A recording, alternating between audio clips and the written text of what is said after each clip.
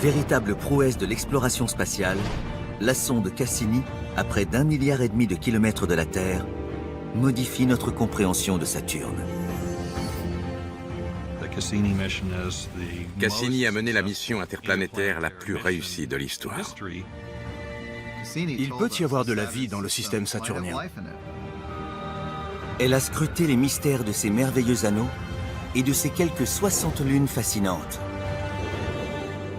Plus stupéfiant, plus enthousiasmant, plus incroyable que toutes les théories imaginables. C'est notre héritage. Et à présent, la sonde se lance dans une dernière et fabuleuse aventure. C'est l'apogée de l'une des missions les plus phénoménales jamais entreprises. Son voyage de 20 ans va s'achever en apothéose. Savoir que la fin est imminente est ce que j'ai vécu de plus dur depuis longtemps. C'est la conclusion d'une mission extraordinaire. Mais comment cela va-t-il finir? Quel dernier secret Cassini va-t-elle révéler en effectuant son dernier voyage vers Saturne?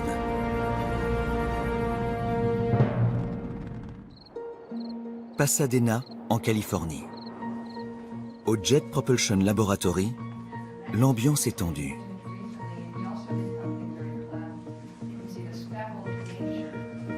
Un groupe de scientifiques, leurs familles et leurs amis, se sont réunis pour assister à un événement capital dans l'histoire de l'exploration spatiale, les derniers jours de la mission de 20 ans d'une sonde de plus de 2 tonnes baptisée Cassini.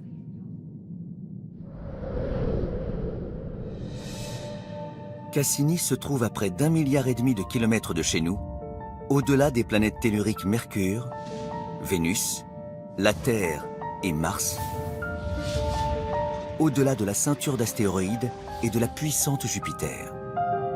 La sonde est en orbite autour de Saturne.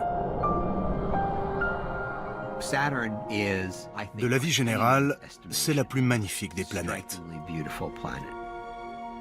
Si vous demandez à n'importe qui quelle planète il aimerait voir de près, la réponse est Saturne. Saturne a quelque chose de spécial, qui la distingue même de toutes les autres planètes géantes de notre système solaire. Elle possède un extraordinaire système d'anneaux et 62 lunes d'une grande diversité.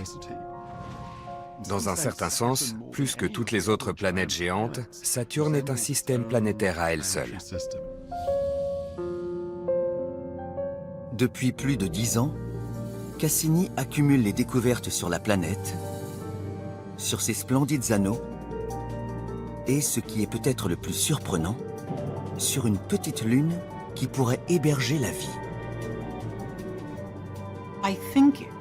C'est notre meilleure chance d'étudier une zone extraterrestre habitable. Ce soir, la sonde entame une dangereuse série de manœuvres qui pourrait entraîner sa destruction brutale et prématurée. I'm starting to get nervous. Yeah, I'm a little sweaty too. Yeah, we got 30 minutes to go. L'anxiété étreint les scientifiques qui attendent des nouvelles de leur cher engin spatial. Je suis très impatiente, mais j'ai le trac, parce que ni la sonde ni les instruments n'ont été conçus pour ça. Au cours de cette épopée, l'équipe de Cassini a affronté de nombreux risques. On ne peut pas avoir peur. C'est une aventure. C'est l'ultime mission de Cassini. Son apothéose. Jamais personne n'avait encore traversé cette région. La sonde doit plonger dans le vide entre la planète et son anneau le plus proche. On pense que ce vide de 2000 km est bien un vide et qu'il est sans danger. Mais on n'en est pas sûr. Qu'une poussière soit grosse ou petite, si un engin lancé à 120 000 km/h vient la heurter, il sera détruit. Il suffit qu'une seule grosse particule de l'anneau percute la sonde pour faire tout capoter. Mais le jeu en vaut la chandelle. Car si tout va bien, durant 5 mois, Cassini scrutera la géante gazeuse comme jamais. Peut-être pourra-t-on alors répondre à une question épineuse. De quoi est fait l'intérieur de Saturne? Quel mystère se cache sous son atmosphère? On ne sait pas ce qu'on va trouver, mais on nourrit de grands espoirs. On pense pouvoir déterminer s'il existe un noyau et évaluer sa taille. On attend surtout de cette mission finale qu'elle nous révèle ce qui se trouve à l'intérieur de Saturne. Comprendre la structure interne de cette planète permettra de mieux appréhender la manière dont elle s'est formée. On a une idée de la façon dont les planètes géantes comme Saturne ou Jupiter se forment, mais c'est incomplet. Et l'équipe espère déchiffrer une autre énigme. Le débat n'est pas clos. Les anneaux ont-ils quelques centaines de millions d'années seulement ou 4,5 milliards d'années? Autrement dit, sont-ils aussi âgés que le système solaire? Cassini pourrait enfin nous fournir la réponse, si elle survit à la traversée. Le signal que l'engin est intact nous parviendra d'ici 15 à 20 minutes. On retient tous notre souffle. Je préfère ne pas rester là-bas à me ronger les sangs. J'ai les nerfs à vif. Il faut environ 80 minutes au signal pour parcourir près d'1,5 milliard de kilomètres dans le système solaire. À minuit, la salle est tellement silencieuse qu'on pourrait entendre une mouche voler. C'est l'heure où Cassini doit téléphoner à la maison. Pour moi, c'est le moment où la sonde dit « Salut maman, tout s'est bien passé, je suis prête à poursuivre le voyage ».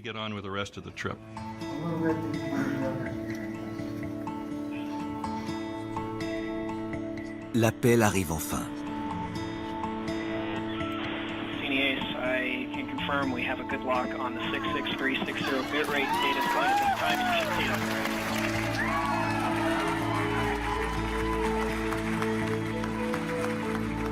Cassini a survécu à sa première rencontre rapprochée avec Saturne. Mais ce n'est que le début de sa dernière mission. Au cours des 5 prochains mois, elle plongera une fois par semaine entre la planète et ses anneaux. Encore, et encore, et encore. On va vivre 7 secondes de terreur chaque fois qu'elle passera dans l'interstice. Chaque plongeon est dangereux. Chaque fois, on se rapproche encore plus de l'atmosphère de Saturne. Il ne faut pas être très près tant qu'on n'est pas disposé à perdre la sonde. C'est pour ça qu'on a attendu la fin de la mission. Même si Cassini réussit tous ses plongeons, elle s'achemine en effet vers une fin programmée. Elle est sur une trajectoire mortelle. Son sort est scellé. Lors de son ultime plongeon, Cassini se précipitera dans les nuages de l'atmosphère saturnienne où elle s'enflammera. Il en sera alors terminé de cette mission de 20 ans. Je suis très ému, même maintenant, quand je pense à ce qui va se passer le 15 septembre. On a poussé jusqu'à Saturne. Tout ça va nous manquer. Oh wow! That is so cool! Saturne a toujours été un objet de curiosité et d'émerveillement pour les observateurs terrestres. Jeter un coup d'œil sur la géante gazeuse est une expérience inoubliable. Oh, that's amazing! Surtout si on aperçoit ses anneaux majestueux.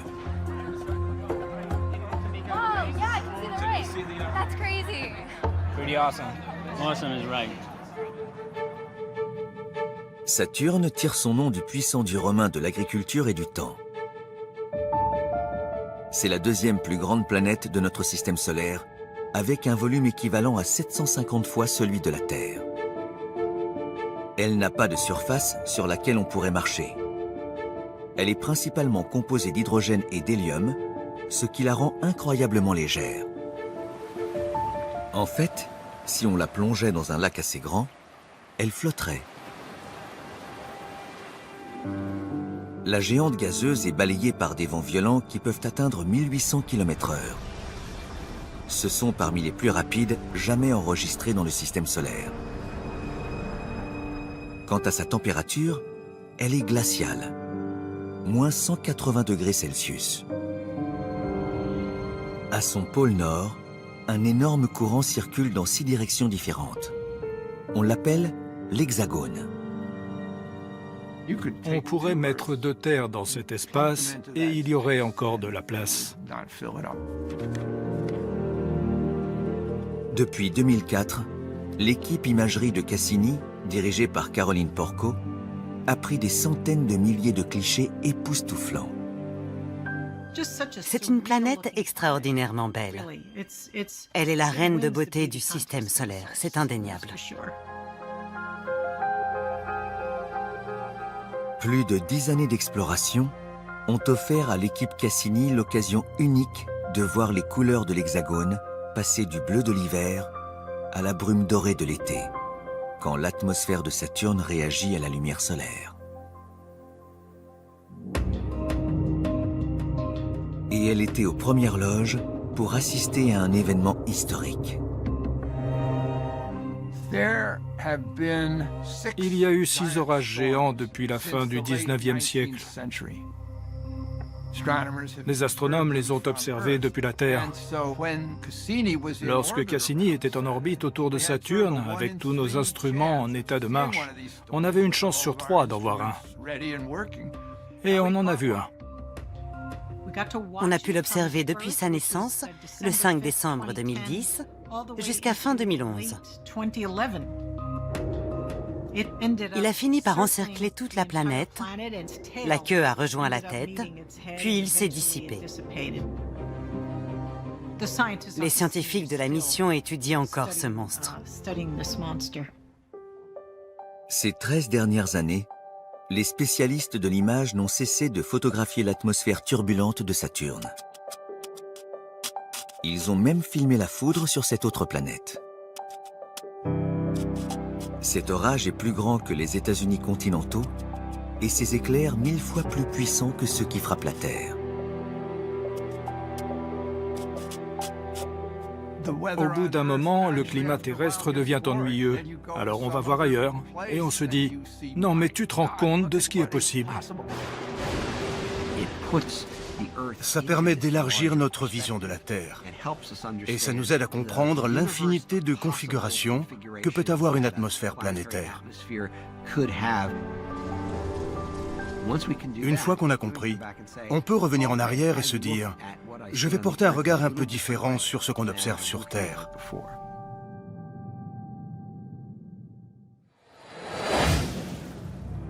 Après avoir passé près de 20 ans dans l'espace, Cassini arrive au bout de son aventure. Elle n'a jamais été aussi près de la géante gazeuse.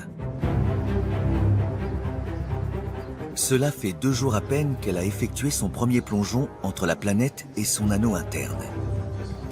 Et l'équipe se réunit pour prendre une décision cruciale.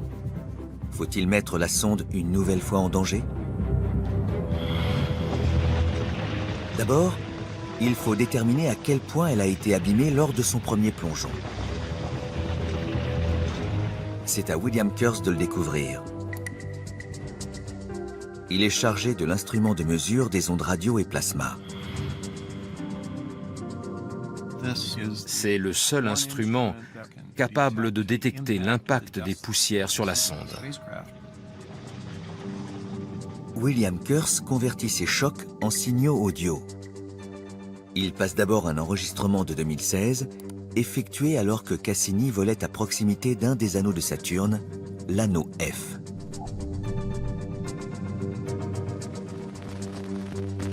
Voici le bruit des poussières heurtant l'antenne de l'engin.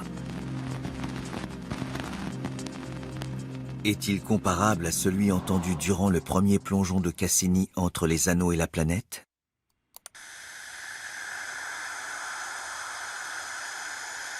Ce sifflement est produit par des particules chargées dans l'environnement. Mais les poussières sont rares. Je m'attendais vraiment à ce qu'il y ait bien plus de poussière. L'équipe a même surnommé cet espace de 2000 km le grand vide. Mais cela ne signifie pas qu'il est sans danger. Une mauvaise surprise et tout est fini. On appelle ça les inconnus inconnus. On ne sait pas de quoi il faut s'inquiéter, mais on sait qu'il peut se passer quelque chose. Loin des regards, dans un sous-sol du JPL, un groupe d'ingénieurs ne ménage pas ses efforts pour que la mission de Cassini ne s'achève pas avant l'heure. On est responsable du bon fonctionnement et de la sécurité de l'engin. Nous sommes dans le laboratoire d'essai intégré de Cassini, ou ITL. L'ITL est la représentation de la sonde au sol. Cette salle stérile contient des dizaines de vieux circuits imprimés, copies fidèles des entrailles de la sonde Cassini, ainsi que l'équipement nécessaire au fonctionnement de cette dernière. Le matériel a 30 ans. Aujourd'hui, on parle en gigabits. Nous, on en est au kilobit. Il y a moins de mémoire et de puissance de calcul que dans un smartphone, mais c'est suffisant pour Cassini. C'est un système à toute épreuve.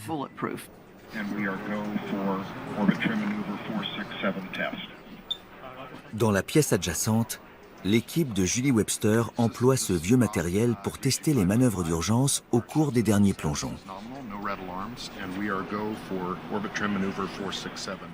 On a un timing extrêmement précis.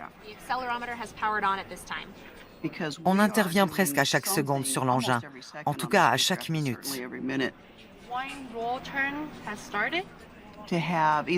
S'il y a une anomalie ou une séquence erronée, on a très peu de temps pour comprendre ce qui ne va pas, réparer, nettoyer et recharger la séquence à bord de la sonde. On n'a pas beaucoup de temps pour se retourner. On est dans le jus.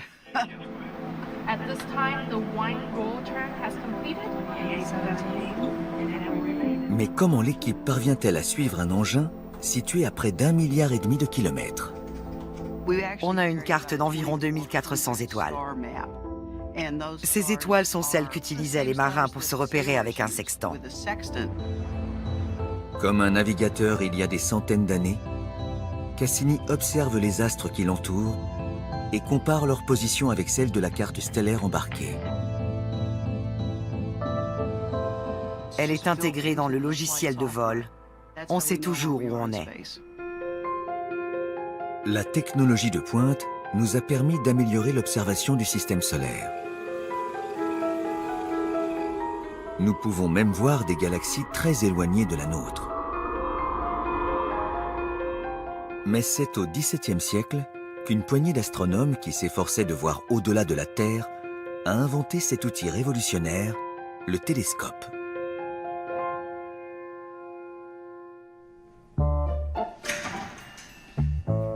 Au Musée national néerlandais de l'histoire de la science et de la médecine, on sort de la réserve l'un des premiers et rares télescopes qui ont survécu au passage du temps. Ce que vous voyez est un tube de fer noir. Cette relique doit être manipulée avec le plus grand soin. Le tube est très fin. Je vais l'ouvrir prudemment, élément par élément, jusqu'au bout. Complètement déployé, le télescope mesure 4,50 m. La lentille est montée avec des ressorts métalliques. C'est un travail magnifique. Ce télescope a été fabriqué par Christian Huygens au XVIIe siècle. Chez lui, aux Pays-Bas, cet astronome a conçu et assemblé, avec son frère Constantin, certains des meilleurs télescopes de l'époque. Ils polissaient eux-mêmes les lentilles. Plus elles étaient de bonne qualité, plus le télescope était long et plus Christian Huygens pouvait voir de détails. Mais il n'était pas facile d'utiliser un long tube fragile. Avec 2 ou 3 assistants pour le porter, on peut regarder dedans. Mais il ne faut pas que ça bouge. Avec un télescope très semblable à celui-ci, Huygens a entrepris de résoudre un mystère. Un mystère que Galilée lui-même, le premier à avoir observé Saturne, n'a pas réussi à élucider. Qu'est-ce qui dépasse de chaque côté de la planète? En quête d'une réponse, Huygens a rempli ses carnets de croquis d'observation. Encore Saturne, une autre nuit. En 1656, à l'âge vénérable de 27 ans, Huygens est enfin parvenu à la conclusion que Saturne était entouré d'un anneau. Il a également découvert sa plus grande lune, Titan. 1, 2, 3 lunes. Et la deuxième est la sienne. Il ajoute le mot Méus, ma lune. Les autres ont été découvertes par Cassini. Jean-Dominique Cassini, qui dirigeait le tout nouvel observatoire de Paris, a découvert 6 autres lunes de Saturne. Et au lieu d'un simple anneau, il en a compté plusieurs, séparés par des grands vides. Avec le temps, les télescopes ne cessent de se perfectionner.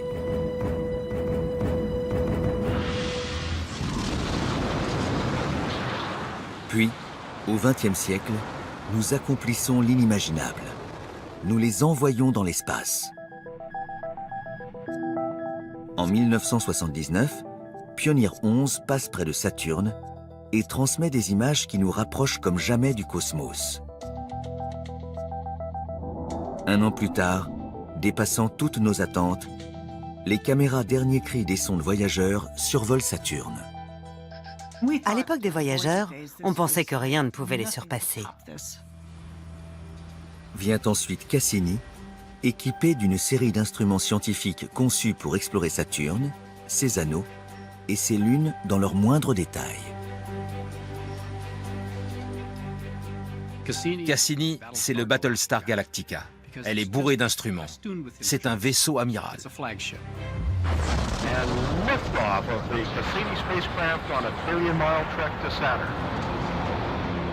19 pays unissent leurs talents et leurs ressources pour faire décoller l'ambitieux projet. La science est internationale par définition. Dans la mission Cassini, je n'ai jamais représenté mon pays. On forme une famille.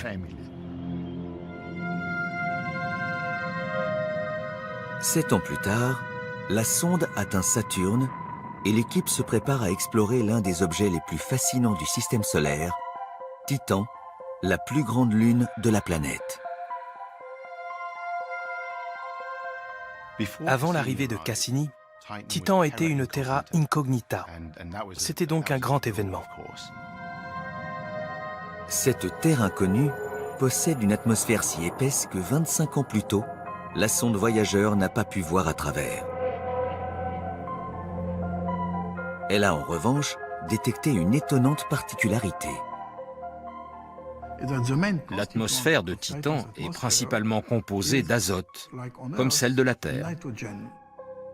Cette remarquable similitude ne pouvait être ignorée.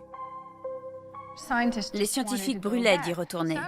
Ça a l'air d'un cliché, mais chaque mission soulève de nouvelles questions. Ils sont même si impatients que l'Agence spatiale européenne relève le défi et construit un atterrisseur qui se posera à la surface de ce monde extraterrestre. Baptisé Huygens, il est blotti contre le flanc de Cassini. Huygens devait nous renseigner sur l'atmosphère de Titan, prendre des photos de la surface, puis s'écraser ou couler. Dans tous les cas, il devait connaître une fin malheureuse. On ne savait rien sur la surface de Titan. C'était très difficile de travailler dans le vague.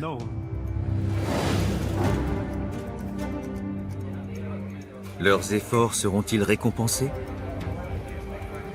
Alors que Huygens traverse l'atmosphère brumeuse de Titan, les scientifiques attendent fébrilement de ces nouvelles dans une salle de contrôle de Darmstadt, en Allemagne.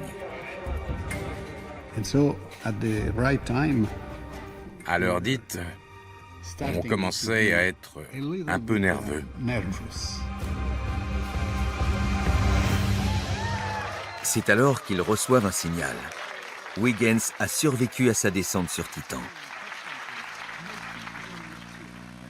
Très vite, les données affluent, parmi lesquelles le son du radar de la sonde réfléchi par la surface de la Lune.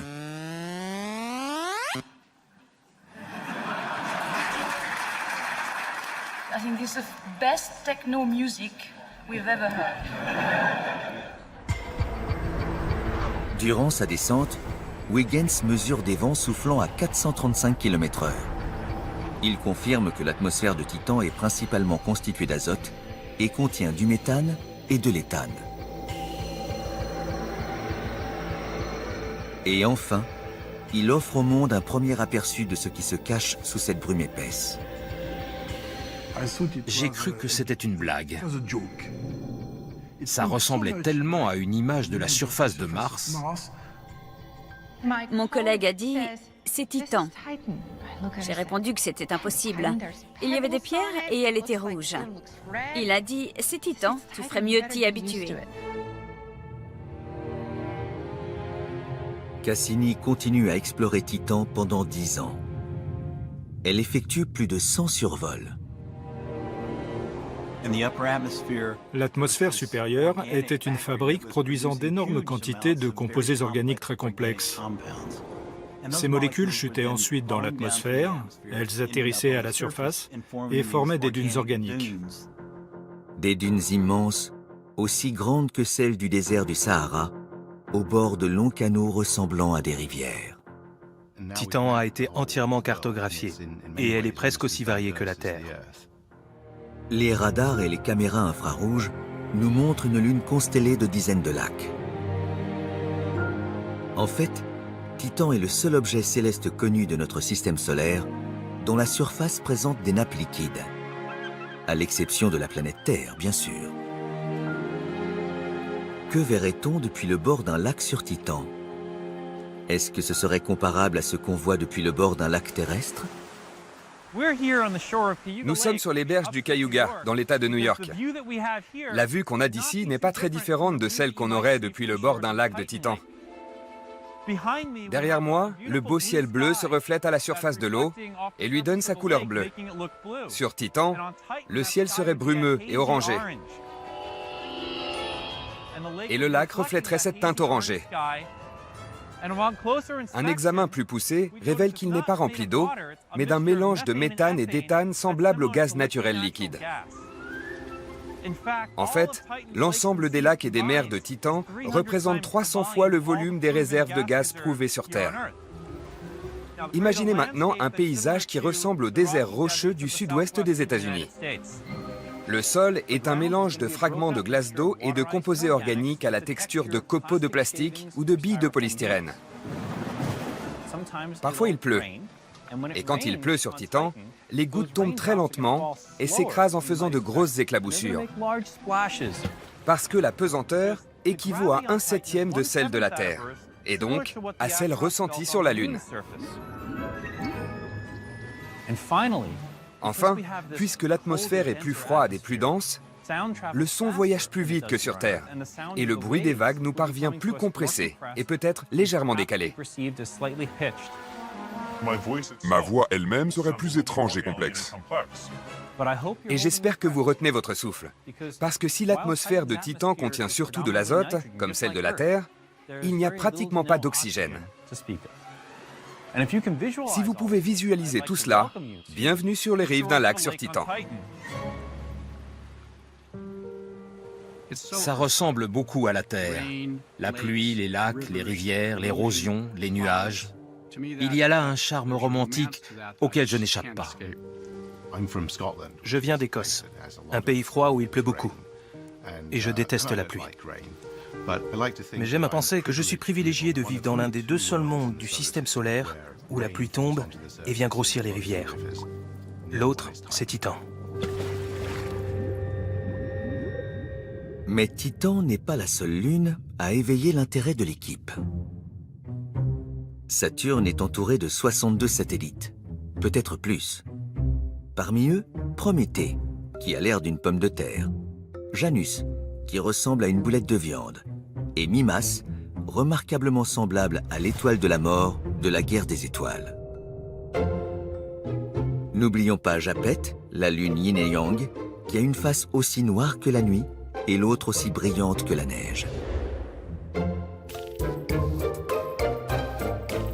Pan est une lune minuscule en forme de ravioli. Il y a aussi Encelade, une énorme surprise. Encelade est une toute petite boule de glace blanche et brillante, le corps le plus réfléchissant du système solaire.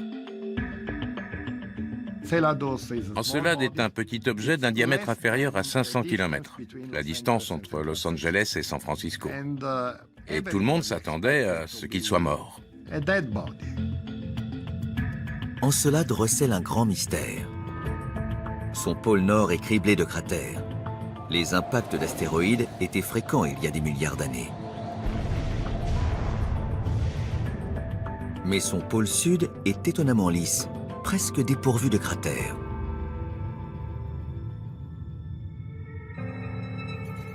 La question est, pourquoi?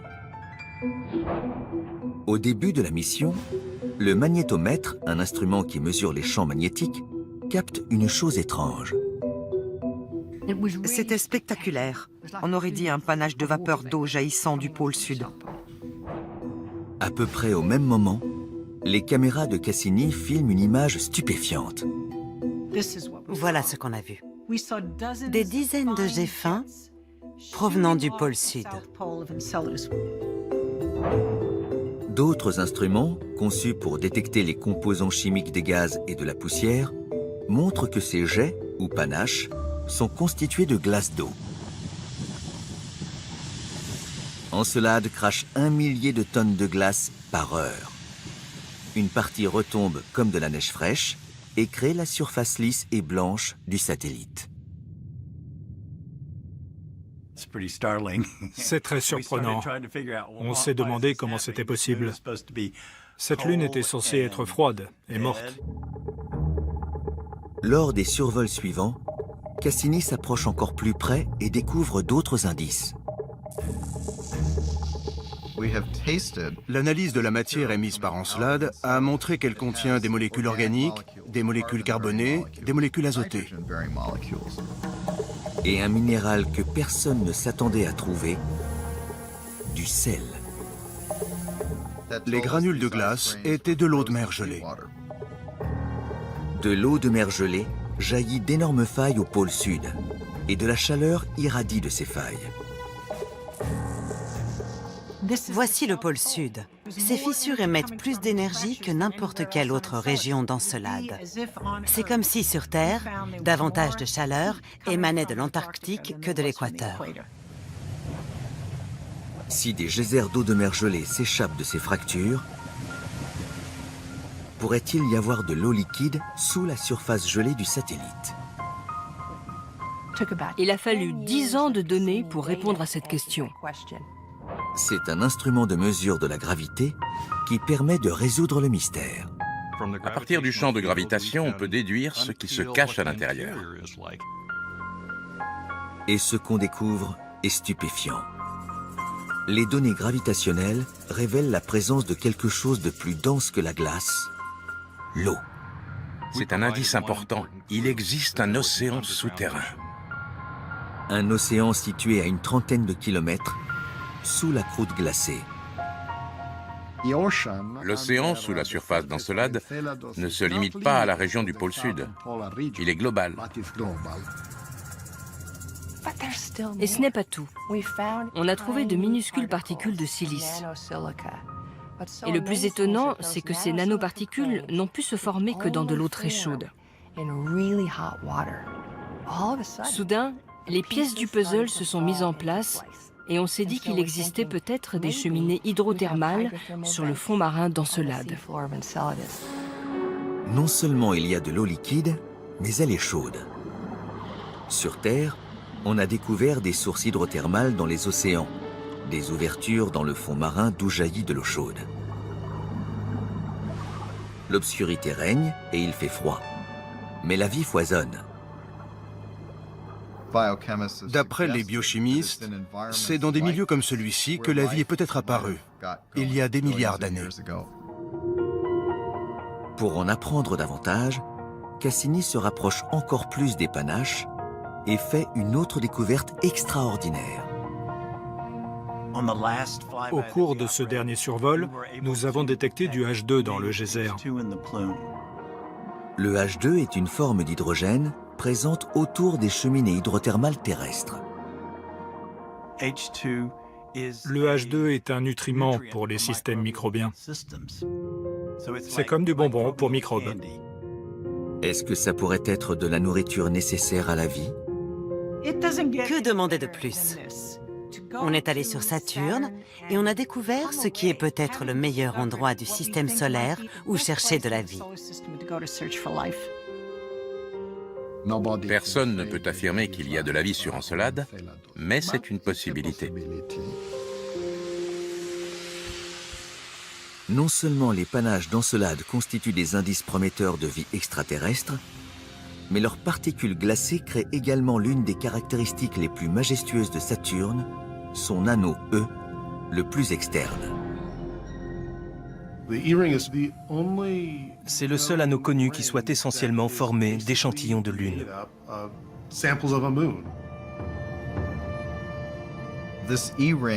L'anneau E diffère des autres. Il n'est pas net et spectaculaire. On ne le voit pas avec un télescope amateur. Mais il est là. Toutes les géantes gazeuses du système solaire externe possèdent des anneaux, mais ils sont peu denses. Exception faite bien sûr de ceux de Saturne. Ces derniers sont composés de milliards de particules essentiellement faites de glace d'eau. C'est surtout de la glace, avec une couche de petites saletés. On ne sait pas vraiment ce que c'est. Les particules présentent une grande variété de formes et de dimensions. Ça va de la taille d'un grain de sable à celle d'une maison. Les anneaux de Saturne sont les plus grands, les plus massifs du système solaire. Ils s'étendent sur environ 140 000 km dans l'espace. D'un autre côté, vu sur la tranche, ils forment un disque d'à peine quelques dizaines de mètres d'épaisseur. Dans cette fine bande de glace et de poussière, Cassini découvre un monde dynamique. Regardez les ombres, c'est fou. De longues ombres portées par le soleil montrent que des particules s'étirent sur des kilomètres au-dessus du bord de l'anneau. On voit de nombreux endroits très denses où les particules dépassent de 3 km au-dessus du plan de l'anneau. C'est ahurissant. J'adore imaginer que je me trouve dans une navette spatiale en rase-motte au-dessus des anneaux. À basse altitude, ils doivent sembler s'étendre à l'infini parce qu'ils sont immenses. Donc en volant très bas au-dessus des anneaux, qui ne font que 10 mètres d'épaisseur, on survole toutes ces particules et on aboutit devant un mur de débris de 3 km de haut. Franchement, c'est de la science-fiction. C'est splendide, absolument splendide. De loin, ils paraissent calmes et beaux. Mais en réalité, ils bouillonnent d'activité. Les anneaux sont fluides. Les particules se percutent et forment de curieuses vagues de centaines de kilomètres de long. Voir toutes ces petites vagues, c'est phénoménal. Les caméras de Cassini révèlent la cause de ces étranges formations. La collection de minuscules satellites de Saturne. Les lunes sont classées en groupes. Il y a des petits corps qu'on appelle des satellites des anneaux. D'autres encore plus petits, des mini-lunes, qui sont embarqués dans les anneaux, qui s'éparpillent tout en restant très près. En outre, il existe une classe d'objets appelée lune à hélice. Il y en a une multitude, des centaines de milliers ou plus. Les anneaux sont pleins de petites lunes à hélices. Elles sont innombrables. Matt Tiscareno, un jeune chercheur de l'équipe imagerie, est le premier à les repérer. J'ai vu 2 traits horizontaux, orientés dans la même direction, et d'un diamètre d'une centaine de mètres, la longueur d'un terrain de football. Quelqu'un d'autre aurait pu penser qu'il s'agissait de rayons cosmiques ou d'imperfections sur l'objectif. Mais lui a remarqué une particularité commune à ces traînées. Elles ressemblaient toutes à des petites hélices. Au centre de chacune d'elles, une lune minuscule agite les particules de l'anneau. Celles-ci s'agglutinent le long des bords de ce qui ressemble à une forme identifiable. Selon certains scientifiques, ces petites hélices à deux pales, localisées dans les anneaux et en orbite autour de Saturne, peuvent permettre de faire la lumière sur un mystérieux processus datant de milliards d'années, la formation de notre système solaire. Nous croyons qu'il y a 4,5 milliards d'années, une immense nébuleuse de matière, du gaz, mais aussi de la poussière, a été traversée par l'onde de choc de l'explosion d'une supernova voisine. La matière a formé un disque, et c'est ainsi que les choses ont commencé.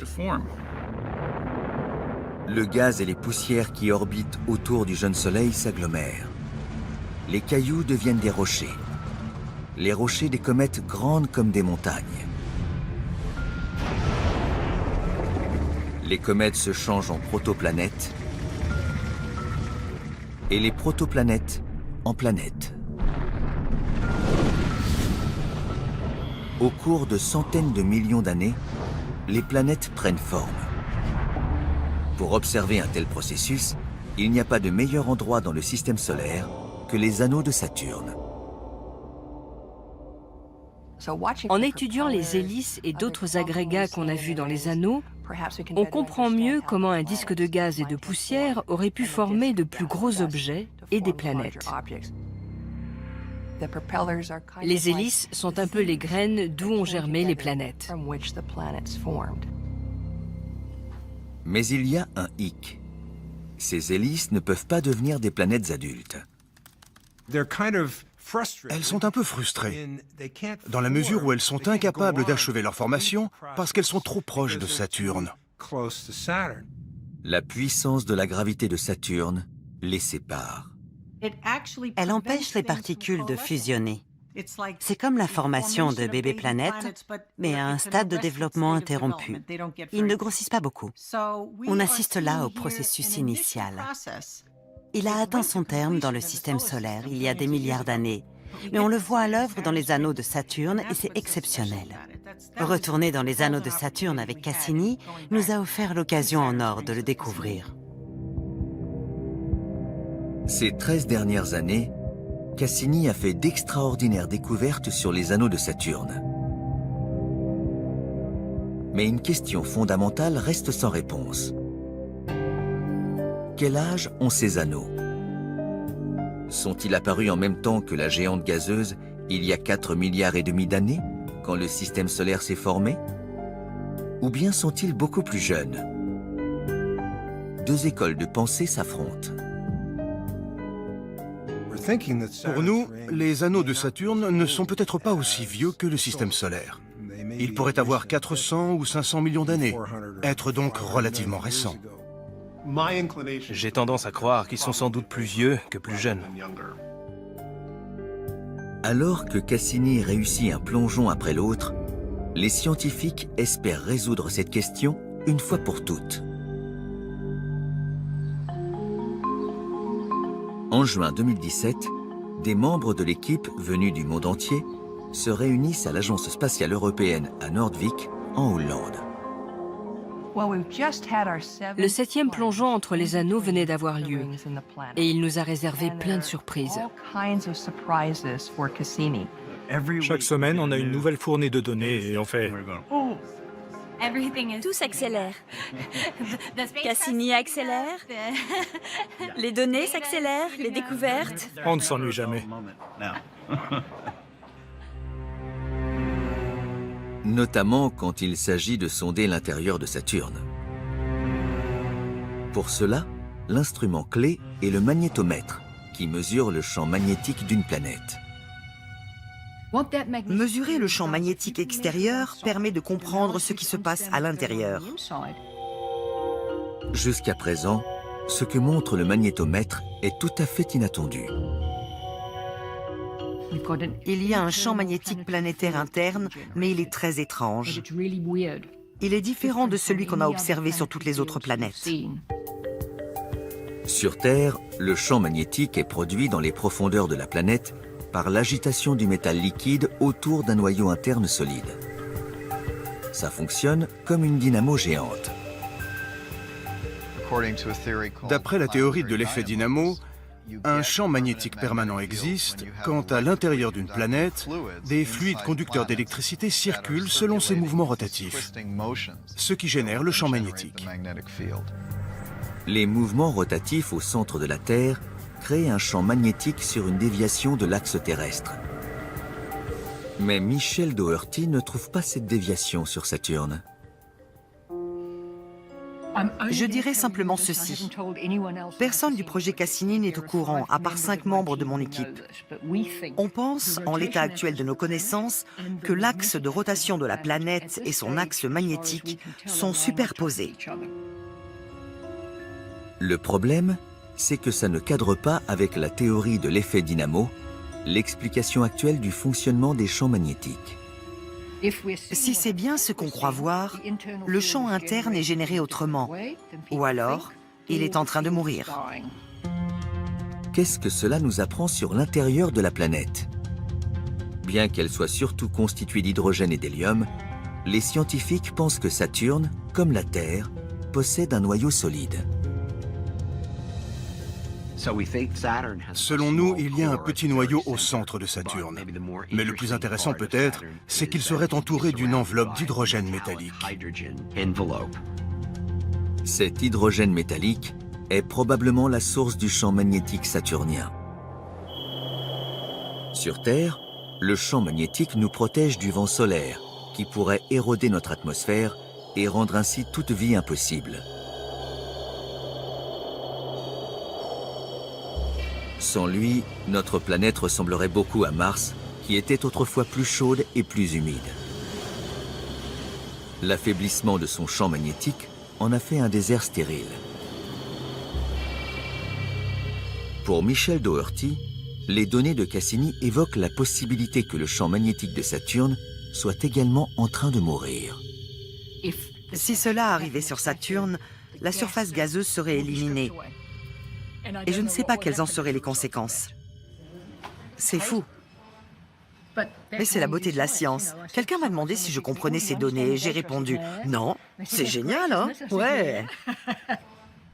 Les scientifiques sont déçus quand ils ont toujours raison. C'est un domaine où on peut avoir du plaisir à être dérouté. Ce que je préfère, c'est quand on s'aperçoit qu'on se trompe complètement. Et il pourrait se tromper sur la manière dont Saturne s'est formé à partir du disque du système solaire primitif. Ils ont supposé qu'elle était née, comme les autres planètes, de l'accrétion de poussière et de débris, puis qu'elle avait attiré de l'hydrogène et de l'hélium autour d'elle. Ils comptent sur les milliards d'octets de données qui restent à analyser pour savoir s'ils ont vu juste ou non. Il est trop tôt pour dire si ça va changer notre conception de la formation de la planète, mais ça nous force à étudier les données sans a priori afin de comprendre les observations effectuées.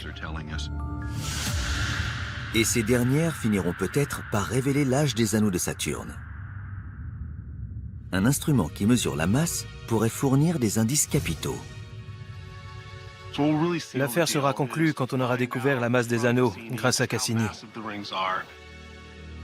Plus les anneaux sont vieux, plus ils ont pu attirer de débris et grossir avec le temps. Une masse plus légère est le signe d'un âge plus récent. Des indices suggèrent qu'ils ne sont peut-être pas aussi massifs qu'on le pensait. Mon intuition était et reste qu'ils sont jeunes. Le 15 septembre 2017, après 20 ans dans l'espace, la dernière heure de Cassini est arrivée. La mission s'achève parce que tout simplement, on est à court de carburant. Les réservoirs sont presque vides et Cassini doit être détruite pour réduire le risque de contamination des lunes de Saturne par des microbes terrestres. Ainsi, juste avant l'aube, toute l'équipe se retrouve pour assister aux derniers instants de la sonde. L'engin fonce à plus de 112 000 km/h quand il entre dans la haute atmosphère de Saturne. Les propulseurs le positionnent de sorte que l'antenne continue à transmettre des données sur Terre le plus longtemps possible. La friction de l'atmosphère fait grimper la température. Cassini ne parvient plus à maintenir sa stabilité et la communication avec la Terre est rompue.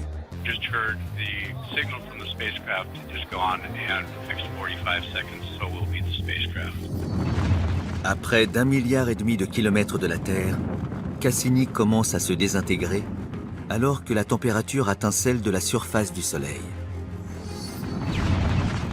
Les réservoirs de propergol explosent et les instruments sont atomisés par la chaleur intense. Ce qui reste s'enfonce dans la partie supérieure des nuages et Cassini se fond dans le monde lointain qu'elle a exploré. This has been an incredible mission, an incredible spacecraft, and you're all an incredible team. J'ai travaillé sur Cassini durant près de 30 ans. C'est le temps de la révolution de Saturne autour du Soleil. J'ai des sentiments mitigés. Je suis triste parce que le groupe avec lequel j'ai collaboré pendant des dizaines d'années va s'éparpiller. Chacun va poursuivre sa route. En même temps, je ressens une immense fierté car on a réécrit l'histoire de Saturne. Cassini a montré qu'il pouvait y avoir de la vie dans le système saturnien, qu'il possède des lunes aussi intéressantes que la Terre et Mars, que ses anneaux pourraient être relativement jeunes. Elle nous a appris une quantité incroyable de choses sur ce système planétaire au sein de notre système solaire. Elle a été parfaite, vraiment parfaite. Elle a fait tout ce qu'on lui a demandé. Elle a même envoyé un dernier cadeau sur Terre, ces images de l'atmosphère de Saturne qui n'avaient jamais été vues d'aussi près. C'était une machine fabuleuse. Nous l'avons exploitée à fond et ça a été phénoménal. Maintenant, il est temps de lui dire adieu.